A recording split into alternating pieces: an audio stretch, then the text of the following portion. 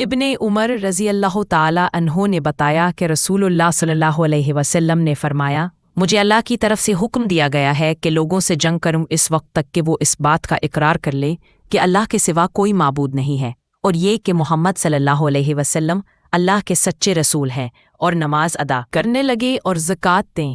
جس وقت وہ یہ کرنے لگیں گے تو مجھ سے اپنے جان اور مال کو محفوظ کر لیں گے سوائے اسلام کے حق کے، رہا ان کے دل کا حال تو ان کا حساب اللہ کے ذمے ہے۔ صحیح بخاری حدیث 25۔